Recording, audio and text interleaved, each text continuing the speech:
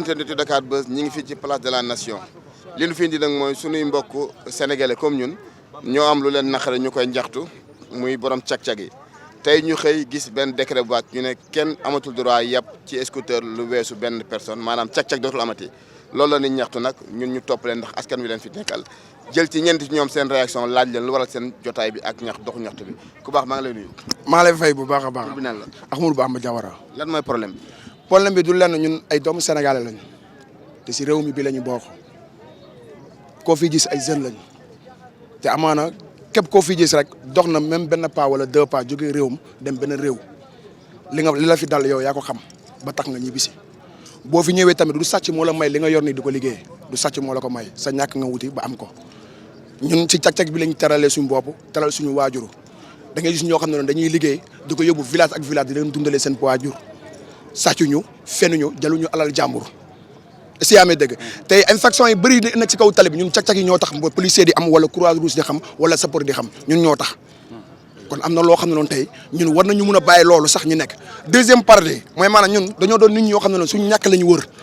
képp ku ñu yóbbu dañu lay yóbbu ba sa biir kër nga fayuñu ñu dugal ko suñu poos yóbbuñu ko fenn suñu waajuru lañ koy jox ñun xanaa duñu ay sénégalais man mii di wax ak yow cag-cag laa commencé benn moto laa commencé dama fekk ay jeunes yi toog defuñu dara ma jënd 6 moto jox leen te jeunes yooyu ñaa ngi fii benn bàyyi ni keneen bàyyi ni keneen bàyyi bravo bari naa fi ay morom ñoo xam ne noonu tey dañoo jënd seen xalaas te moto yi ngay gis ni 500000 lay jar et sax dina jënd 500000 di ko jënd moto di ko liggéey loolu du investissement mais ñun lu tax ñun bu ñu jëlee suñu alal dina ko benn affaire boo xam ne pour si bëgg a liggéey ñu bëgg ñu xatal xanaa ñun ñi nekk tali bi ak ñun bokkuñu taximaan yi ak chauffeur yi kalandoo yi ak yeneen yi ñun bokkuñu ak ñooñu ñoom dañuy liggéey ñun dañuy ñaan président ngir yàlla ak yeneen ay doomu sénégalais lañu nañu bàyyi ñu liggéey te yàlla tax amuñu leneen lu ñu def bu dul liggéey bii la ñu am man jeunes yi ma fekk ñuy toog ñi defuñu dara tey ma jënd lañu bopp moto ñuy liggéey tey ñoom dañuy liggéey ba jënd ñeneen liggéey te ba mu koy commencé benn moto laa ko commencé woon tey yàlla suñu borom jàppale na ba mu am 6 moto ba 7 moto di ko jox ay nit ñuy liggéey kon loolu sant yàlla la te bari naa ay morom tey ku mel ni man ku ma jàppale keneen toogaay bi dina jeex Sénégal ndaw yi ñu liggéey wuñu fii boo xoolee fii ay jeunes rek ñoo fi nekk ay jeunes à l'âge de 30 ans à l'âge de 25 ans ñëpp ñoo fi nekk léegi nga bëgg leen éliminer si loo xam ne noonu lu ñàkk fayda lan na amuñu papier wala war ñu yeb Dakar mooy lan damal Burkina Faso damal Mali seen capitale dañuy def cag-cag ñun ñoo leen gën nañu waxante dëgg léegi la mooy Sénégal la mooy problème dañuy ñaan président Macky Sall nañu may mu bàyyi ñu liggéey. mais est-ce que jotul tam ñu organiser leen utal leen ay kayit yoo xam ne kayit yu légal la kenn ku ne ñu xam papier bii mooy légal moom nga war a yor. mais ñun boo ñu ko defee ñun lu ñu daj si tali bi sax moo dina yomb sax ñun bu ñu defalee papier sax ñu sant yàlla ñun bu ñu defalee woon papier 3000 wala 12000 francs ñu fay ko barki Seydina Mohamed tudduñu policier tudduñu ASP tudduñu gendarme mais dañoo ne ñun lu ñu daj si tali bi ñun ñoo ko xam ak yàlla mais dañoo ko jaral parce que suñu liggéey dañuy ñàkkal mais bu ñu defalee papier ñu ne papier bii jóbbu leen ko chaque weer ngeen ñëw fay ko dañ koy sant yàlla parce que da xam ne ñun léegi suñu jaan wàcc na loolu mooy problème bi ñun problème bii rek la ñu am amuñu beneen problème bu dul lii bii rek la ñu am boo xam ne dañ ko mën a expliquer pour Sénégalais yi déglu xeexuñu xuloowuñu sàccuñu agressé wuñu taaluñu pënu taaluñu dara mais dañu wuti wàllu bi mooy président de la République mooy tout le président du Sénégal dañ koy ñaan mu jàppale ñun ndaw mu bàyyi ñu liggéey si ay conditions sàccuñu est-ce que Dakar daa mënul sàcc amul benn cag-cag bu ngeen fekk si kaw télé bi ñu ne moo accidenté ba dee amul ba cag-cag gi commencé Dakar ba tey amul parce que xam nañu li ñuy dawalee xam nañu fu ñuy jëm xam ne lan moo leen tax a jóg 5 heures du matin la ñuy jóg te fi ku fi taxaw 5 heures du matin lay jóg waaye ñun sàccuñu nga la waaye yàlla na Macky Sall nañu bàyyi ak ministre bi nañu bàyyi nañu liggéey te yàlla tax loolu laa am lu ma lay wax te lépp lu ma la wax ni ñii li nekk seen biir xol moo jënd ëpp li ma la wax kenn ku ne lu muy dund su ko waxee fii billahi wallahi taala sénégalais dañuy jóg bàyyi ñu liggéey ndax ay dangu lañu ku baax noonu. waaw man maa ngi tudd Chérif Assane. Chérif Assane da ngaa bokk ci chauffeur yi. waaw ci chauffeur yi la bokk yor naa aussi ay moto comme ni ko sama collègue bi waxee sëñ bi lii c'est une société nous avons une société formidable mais aussi nous avons une jeunesse formidable très extraordinaire aussi la jeunesse que vous voyez ici sont des responsables ay responsables lañ yoo xam ne ni seen kër dañ fa yor ay parents di leen dundal yor ay jabar yor ay doom kii wax na la léegi 6 moto man mi maa ngi ak ay moto yoo xam ne ay nit laa fekk ñu doon chômer di bu ñu añee duñ reer bu ñu reeree duñ dekk ñu jox leen ko. et pourtant même en même temps on a des licenciés ici on a des bacheliers ici wax naa ko léegi fii ñi ngay gis ni ay boroomi diplôme ñoo fi nekk réew mi daa amul liggéey mais wutaluñ ñu liggéey ñun dem nañ créer suñu inspiré wul dara ñëw indi ko 400 000 benn Jakarta pour l'instant boo ko doon jënd da ngay joxe 420 000 plus les papiers 70 000 francs carte grise assurance door a ñëw boo bëggee jënd assurance 6 mois ça coûte combien monsieur ça c'est une fortune loolu alal la mais on a investi ce qu'on a investi vous pouvez éliminer ça dans 48 heures ou bien 24 heures ministre bi génn na alors on a interdit ça mais si vous passez dans les autres pays vous voyez les Jakarta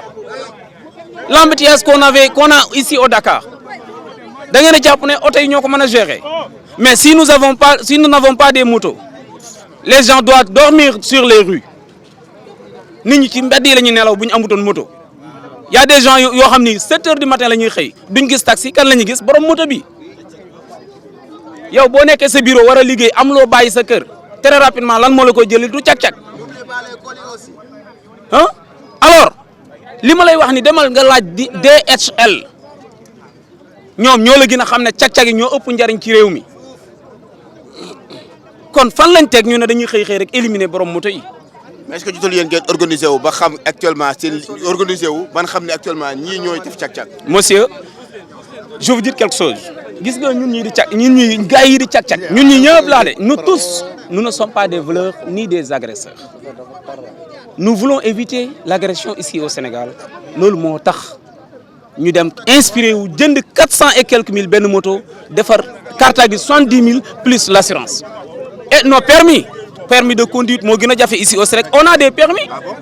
des permis de conduite on a carte grise et on a l'assurance benn affaire rek la ñu mën a condamner xam nga muy lan dañoo war a def li ñu defal les autres régions comme Kaolack Thiès Mbour et les autres régions qui se restent dañ leen a proposer benn papier boobu chaque fin de mois demal Thiès benn ASP wala benn policier buy arrêté ab cag-cag amatul Thiès man maa ngi ak ay cag-cag Thiès kenn kuñ ci arrêté amul mais chaque fin du mois dañuy am lu ñuy fay juuti la ñuy fay pourquoi mënuñu koo proposer bu ko defee yow kii cag-cag da ngay xam ne ki yor ticket boobu da ngay xam ne kii dee cag-cag simplement kii ko yorul nga xam ne kii bon vous pouvez faire vos recherches l'expérience fait la différence quand même. ba ngeen ñu utal leen ñu proposé leen kayit boobu pour ngeen am ko. Merci beaucoup monsieur nous demandons le président Macky Sall moi je suis un apériste tey bu ma taxawee fii di kaas samay droit métti na ma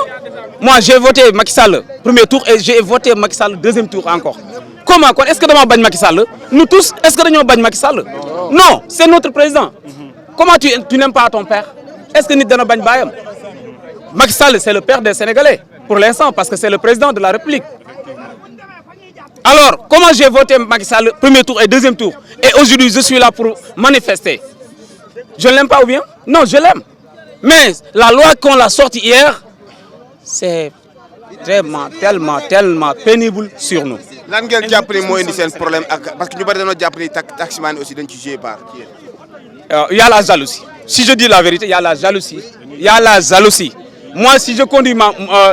su may conduire damay dund jalousie boobu ci kaw tali bi. mais nag arisquma indallah wërsëg ci loxob yàlla la nekk laysa li yadayil insan nekkul ci loxob doomu aadama nañ gëm mais avant lii lan moo amoon charrette moo fi amoon borom charrette yi borom taxi yi ñëw éliminer leen mais teewul ñu ngi dund feneen picc mi xëy yorut loxo yorut ay tànk yu muy dem di liggéey jee teewul bu xëyee yàlla dina ko wërsëgal lu muy lekk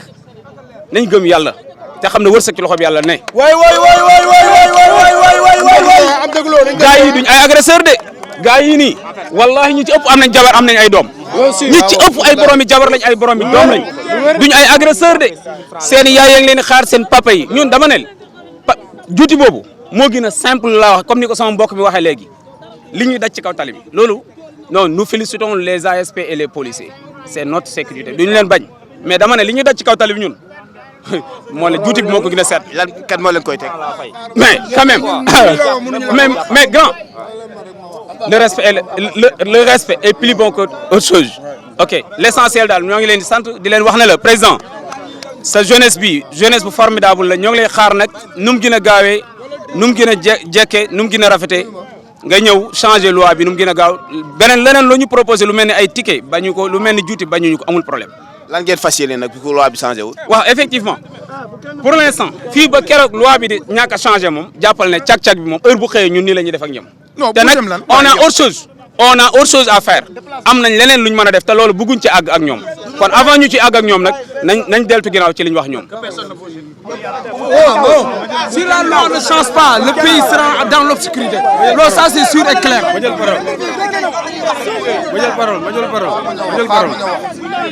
waaw en fait noo tudd. Ibrahima Mbengue la. noo tudd. Ibrahima Mbengue. Ibrahima Mbengue chauffeur. waaw. tey lan mooy seen problème. En fait depuis ce matin nous avons reçu l'information concernant le décret. waaw te décret boobu noonu tamit doon na lu ñu métti lu ñuy naqarul bu ñu sañoon tamit tey ñu jéem cee xam nga am nañ ko taxawalee boo jeune bu nekk mën a gën a concentré wu si liggéeyam ndax fii jeune boo gis responsable la ndax kuy daw si télé bi tamit même bu dul tamit li ñuy jàpp ak leneen ak leneen ñu ngi fi daaneel ay borom moto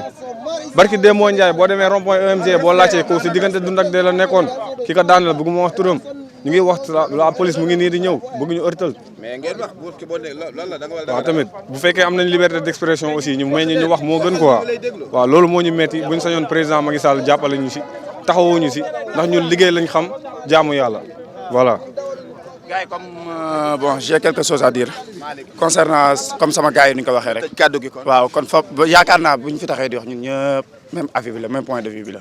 y a que des bacheliers et des bacheliers des licenciés sax lay wax même bu amul sax ay bacheliers tam y a des daankatu doole yu fi nekk yoo xamante ne des responsables yoo xamante seen parents yi c'est ampagay sax lay wax seen yaay yeeg seen papa yeeg seen doom yeeg ñëpp si ñoom lañ yaakaar y a des mariés aussi on demande solennellement au président Macky Sall d'être plus tolérant envers nous mu xam ne ñun sàccuñu fennuñu day daan suñu doole kese loolu rek laa bëggoon Macky Sall xam ko en tant que jeune ñun nekkuñ di def leen lu daan suñu doole nañu bàyyi ñu daan suñu doole nañu bàyyi ñu daan suñu doole nañu bàyyi ñu daan suñu doole. xoolal ñu wut ko nañu bàyyi ñu liggéey kese loolu kese lañ koy ñaan loolu rek la lay ñaan Macky Sall ngir yàlla bàyyi ñu liggéey bàyyi ñu liggéey. bu ñu neexoon ñu dem di sàcc wala ñuy agressé mais dañoo jël suñu xaalis pour jënd ko moto pour liggéey daan suñu doole ñàkk jëriñu ñun loolu li jël di wut alal kenn dafa ne day jël seen i liggéey joxuñu liggéey ñun ñu jël suñu propre moyen jënd ko ay moto li liggéey nañ ñu si bàyyi mënu ko wala ñun ñu xool ni ñu def waaw comme mu bëggee dëkk bi mu takk ñu takkal ko léegi waaw. Fadel aduna lépp loo gis ñun ay doomu Sénégal Macky Sall ba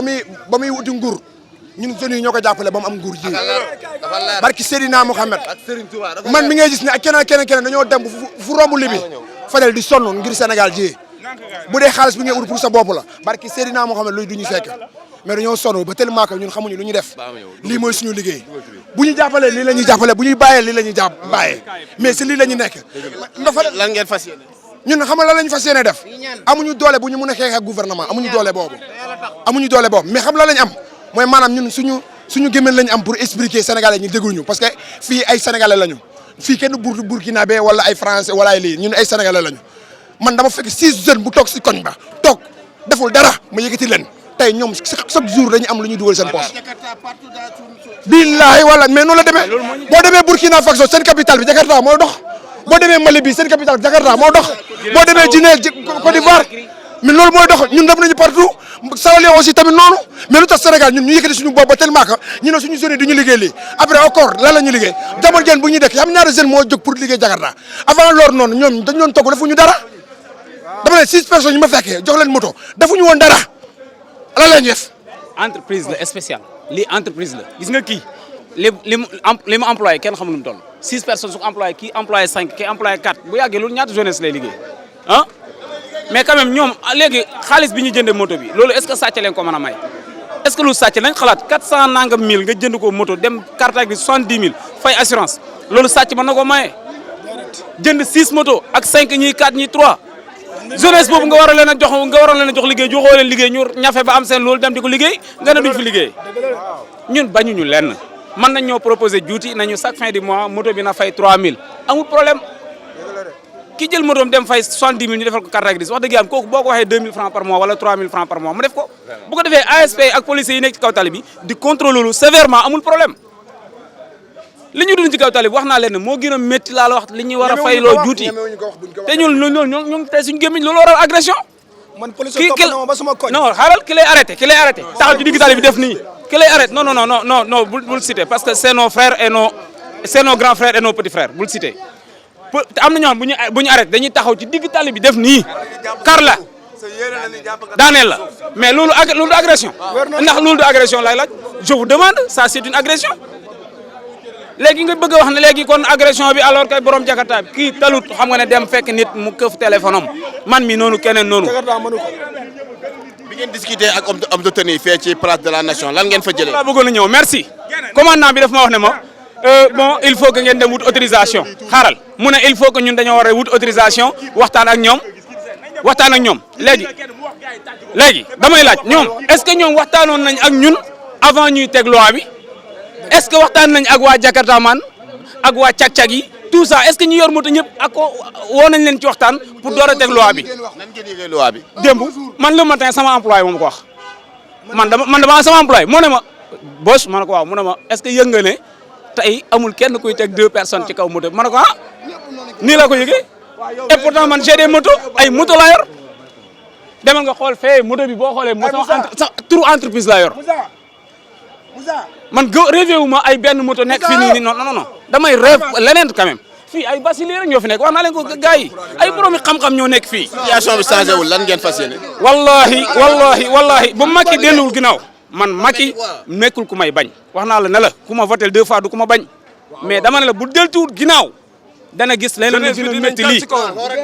dina gis lu gën a métti lii et que ñii mooy Sénégal jeunesse bi ñooy Sénégal. gis nga booy bi taxaw nii kii maa ko jox moto ki xam nga kii jeune la ay moromam mi ngi fii keneen tamit mi ngi fii keneen tamit mi ngi fii ñii ñoo ma woo téléphone ñu ne ma tey kenn liggéeyul léegi imagine kii toog man ma toog kii toog mais bu yemoon si tey day neex mais loo xam ne day continuer après ñun dañuy toog suñu kër jàkkaaroog suñu yaay suñu papa mais alors que ñun xam loolu Sénégalais lan la ñuy wax ñi voté loi bi dañoo new nañ delluwaat dem sàcc ji nañ delluwaat dem si kaso bi ñoom loolu la ñuy wax mais waxuñu pour ñu bàyyi non xaaral question Fadel ñoom loolu la ñuy wax s'il vous plaît est-ce que kii seet gis nga ko mu sànni xeer est-ce que gis nga ma taal puna est-ce que gars yi gis nga baara nañu yoon est-ce que ñun ay borom yi xam-xam lañ duñ nekk fii di sànni xeer du taali puna ay borom yi njaboot lañ dañoo wàcc ay jabar ak doom ci suñ kër yi mais tey bu wax léegi yow Fadel yaa boo yoree moto supporter sa jabar léegi dañ lay kar na la non moto bi du supporter ça pose problème mais lii ki ko génne est-ce que am na xam tamit boo yoree sa jabar yàlla jalousie derrière ça quand même yëpp la ñu waroon wax saa yi ñun dañuy liggéey ñun fawuñu ñun dañuy liggéey lii la ñuy tëralee suñuy waajur yi li ñuy tëralee suñu parents yi